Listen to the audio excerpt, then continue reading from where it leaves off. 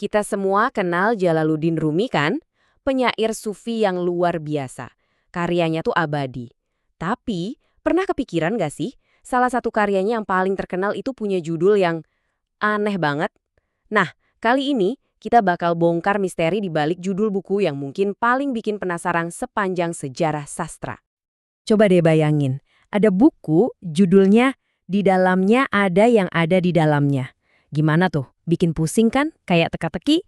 Pertanyaannya, kenapa Rumi milih judul yang muter-muter kayak gini? Yuk kita cari tahu jawabannya. Oke, kita mulai ya. Kita bedah teka-teki ini satu persatu. Lapisan pertama, ya tentu saja, judulnya itu sendiri. Jadi, fihi ma fihi ini kan frasa bahasa Arab.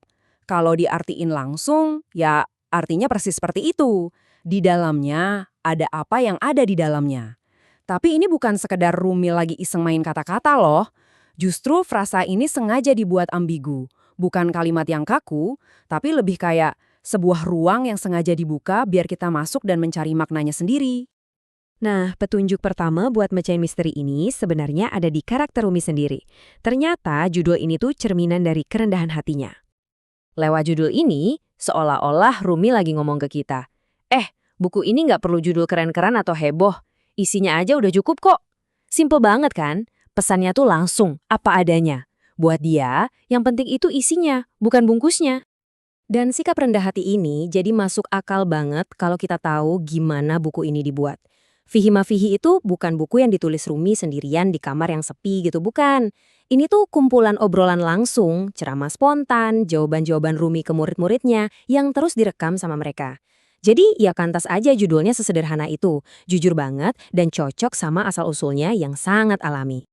Oke, tapi ceritanya nggak berhenti di Rumi aja. Pilihan judul ini punya akar yang lebih dalam lagi, yaitu di tradisi sufisme itu sendiri, di mana, yaitu tadi, isi selalu jauh lebih penting daripada penampilan. Prinsip utama sufi itu bisa dibilang gini, jangan cuma lihat kulitnya, cari dong isinya. Jadi dalam tradisi ini, kebenaran batin itu, jauh lebih berharga daripada sekedar tampilan luar. Judul itu cuma sampul buku, tapi cahaya ilmunya itu ada di dalam teksnya. Dan ini beda banget sama zaman sekarang kan? Coba lihat deh, judul-judul sufi itu biasanya rendah hati, misterius, kayak ngajak kita masuk pelan-pelan. Nggak ada ego, nggak ada klaim ini punya gue. Bandingin sama judul buku modern yang seringnya teriak-teriak, ngeklaim ini itu, sengaja dibuat-buat marketing buat nunjukin gue ahlinya. Jadi, pilihan Rumi ini untuk zamannya, bahkan sampai sekarang, bener-bener radikal. Oke, jadi kita udah lihat judul ini sebagai cerminan kerendahan hati Rumi dan juga tradisi sufi. Tapi, ternyata masih ada satu lapisan makna lagi. Dan yang terakhir ini pesannya buat kita semua, buat kamu yang dengerin. Jadi, intinya apa sih pesan terakhir dari Fihi ma Fihi? Apa sebenarnya yang mau Rumi bilang ke kita lewat judul yang kelihatannya simple, tapi ternyata dalam banget ini? Dan ini dia jawabannya. Pesan tersembunyi dari judul ini adalah, apapun yang kamu cari, itu sebenarnya udah ada di dalam dirimu. Jadi judul ini bukan sekedar nama, ini cermin. Dia nggak nunjuk ke isi bukunya, tapi justru mantulin pandangan kita, balik ke diri kita sendiri. Kebijaksanaan yang udah kita punya. Jadi bisa kita lihat tujuan judul ini tuh kayak ngajak kita dalam sebuah proses, sebuah perjalanan. Buku ini cuma langkah awal, anggap aja kayak pintu gerbang. Begitu kita masuk, kita langsung diingetin, hey, kebenaran sejati itu ada di dalam dirimu sendiri. Dan pada akhirnya kita sadar, perjalanan yang paling penting itu bukan baca buku ini dari halaman pertama sampai terakhir, tapi perjalanan ke dalam diri. Buku ini cuma pemandunya, tujuannya ya hati dan jiwa kita masing-masing. Jadi, yuk kita rekap singkat perjalanan kita barusan.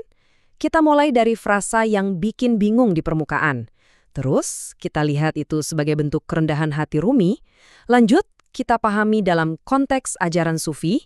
Dan akhirnya, kita sampai ke intinya, pesan langsung buat kita bahwa semua jawaban ada di dalam diri. Dan sampailah kita di akhir. Tapi, saya mau tinggalin satu pertanyaan buat kita renungkan sama-sama. Kalau Rumi bener, kalau kebenaran terbesar itu memang udah ada di dalam diri kita, pertanyaannya adalah, kita harus mulai mencari dari mana?